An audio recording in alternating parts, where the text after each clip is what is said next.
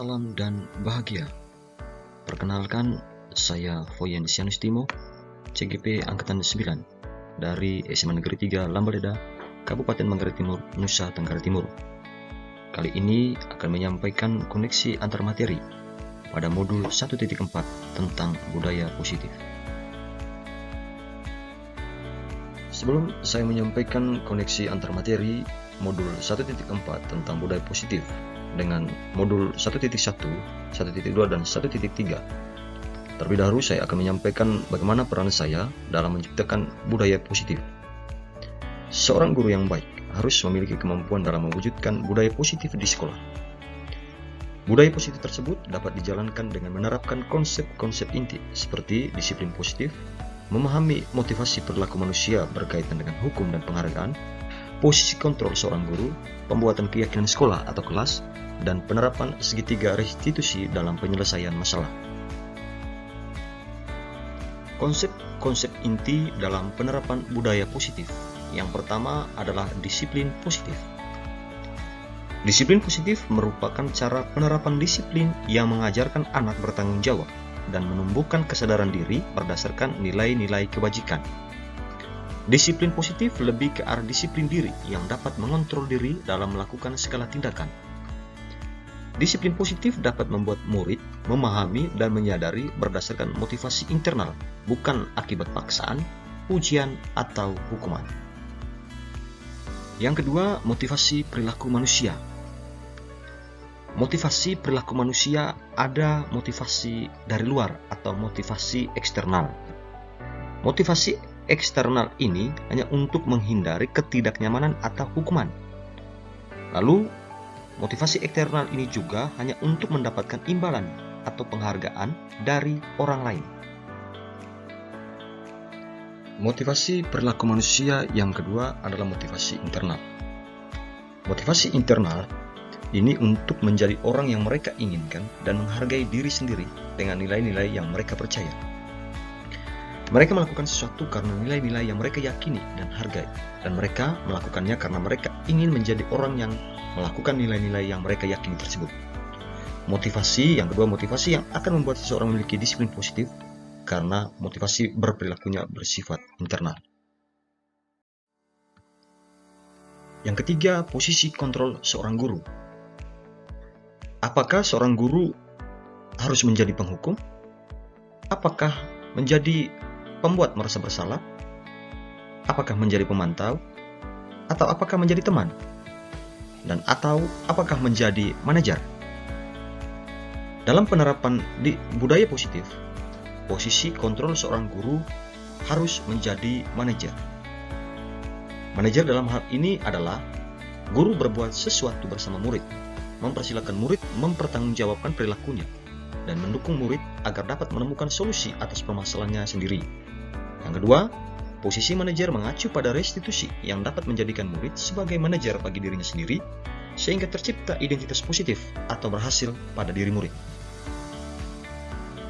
Yang keempat, keyakinan sekolah atau kelas.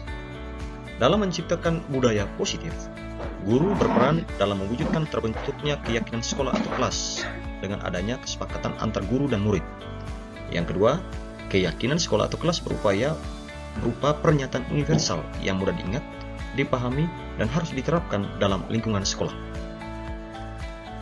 Yang kelima adalah segitiga restitusi dalam penyelesaian masalah. Guru yang berperan sebagai manajer menggunakan segitiga restitusi dalam penyelesaian masalah melalui 3 tahapan, yaitu menstabilkan identitas, validasi tindakan yang salah, dan menanyakan keyakinan. Tujuannya adalah agar menghasilkan murid yang mandiri dan bertanggung jawab. Selanjutnya, hubungan budaya positif dengan pemikiran Ki Hajar Dewantara. Yang kedua, nilai dan peran guru penggerak. Dan yang ketiga, visi guru penggerak. Mari kita lihat filosofi Ki Hajar Dewantara. Dengan menjalankan budaya positif di sekolah, maka akan mempermudah dalam tercapainya tujuan pendidikan nasional sesuai dengan filosofi Ki Hajar Dewantara, yaitu pendidikan yang berpihak pada murid dan bersifat menuntun tumbuh atau hidupnya kekuatan kodrat yang ada pada murid. Yang berikut Budaya positif dapat terwujud jika seorang guru memiliki 5 nilai guru penggerak, di antaranya berpihak pada murid, mandiri, reflektif, kolaboratif, dan inovatif. Budaya positif dapat terwujud dengan mendorong kolaborasi antara semua warga sekolah, dengan adanya keyakinan sekolah yang harus disepakati dan dijalankan bersama. Yang ketiga, salah satu perubahan yang diinginkan sesuai dengan visi guru penggerak adalah terbentuknya budaya positif agar diperoleh sekolah yang nyaman, aman, dan berpihak pada murid. Untuk mewujudkan visi guru penggerak tersebut dengan pembuatan prakarsa perubahan sesuai filosofi Ki Hajar Dewantara dan profil pelajar Pancasila. Sahabat CGP yang super hebat, sekarang kita masuk pada refleksi pemahaman modul budaya positif. Pertama, sejauh mana pemahaman Anda tentang konsep-konsep inti yang telah Anda pelajari di modul ini? Adakah hal-hal menarik untuk Anda? Saya sudah memahami konsep-konsep inti dalam modul budaya positif berkaitan dengan disiplin positif, teori kontrol, teori motivasi, hukum dan penghargaan, posisi kontrol, kebutuhan dasar manusia, keyakinan kelas, dan segitiga restitusi. Seluruh konsep inti tersebut harus diresapi dalam diri, diwujudkan dalam tindakan, dan dibagikan pada rekan guru di sekolah. Yang kedua, hal yang menarik bagi saya adalah saat saya mempelajari motivasi perilaku manusia berupa penghargaan. Ternyata penghargaan dapat berdampak kurang baik bagi murid, di antaranya dapat merusak hubungan, mengurangi ketepatan, menurunkan kualitas, serta mematikan kreativitas dan bersifat menghukum. Refleksi yang kedua, perubahan apa yang terjadi pada cara berpikir Anda dalam menciptakan budaya positif di kelas maupun di sekolah Anda setelah mempelajari modul ini? Yang pertama, untuk mewujudkan budaya positif pada murid, maka saya sebagai guru yang harus memberikan contoh terlebih dahulu dalam menerapkan budaya positif. Yang kedua, perubahan yang terjadi adalah saya menyadari posisi kontrol yang biasa saya lakukan adalah sebagai penghukum dan pemantau. Seharusnya sebagai manajer dengan cara menangani masalah dengan menggunakan segitiga restitusi. Refleksi yang ketiga, pengalaman saat apakah yang pernah Anda alami terkait penerapan konsep-konsep inti dalam modul budaya positif, baik di lingkungan kelas maupun di sekolah? Saya menangani siswa yang sering terlambat datang sekolah, siswa yang sering tidak hadir sekolah, dan siswa yang tidak sering mengerjakan tugas. Saya menggunakan langkah-langkah dalam segitiga restitusi, yaitu menstabilkan identitas, validasi tindakan yang salah, dan menanyakan keyakinan. Refleksi yang keempat, bagaimana perasaan Anda ketika mengalami hal tersebut? Perasaan saya tentu sangat senang dan termotivasi untuk selalu memperbaiki diri sesuai dengan nilai-nilai budaya positif di sekolah. Refleksi yang kelima, dalam penerapan konsep-konsep tersebut, hal apa sajakah yang sudah baik? Adakah yang harus diperbaiki? Hal yang sudah baik adalah mulai muncul motivasi internal pada peserta didik untuk melaksanakan budaya positif sesuai dengan nilai-nilai kebajikan yang diyakini. Kemudian, menurut saya yang harus diperbaiki adalah posisi guru, harus sebagai manajer. Yang berikut, refleksi yang keenam. Sebelum mempelajari modul ini, ketika berinteraksi dengan peserta didik, berdasarkan 5 posisi kontrol, posisi manakah yang paling sering Anda pakai dan bagaimana perasaan Anda saat itu? Kemudian setelah mempelajari modul ini, posisi apa yang Anda pakai dan bagaimana perasaan Anda sekarang? Sebelum mempelajari modul ini, posisi saya sebagai penghukum dan pemantau. Perasaan saya saat itu, saya selalu diliputi perasaan bersalah, karena harus memberikan hukuman atau konsekuensi jika anak berbuat salah. Lalu, setelah mempelajari modul ini, saya mulai menerapkan posisi manajer dalam penyelesaian masalah. Perasaan saya menjadi sangat tenang dan termotivasi. Saya mulai menyadari pentingnya komunikasi yang efektif untuk menumbuhkan rasa tanggung jawab pada diri peserta didik.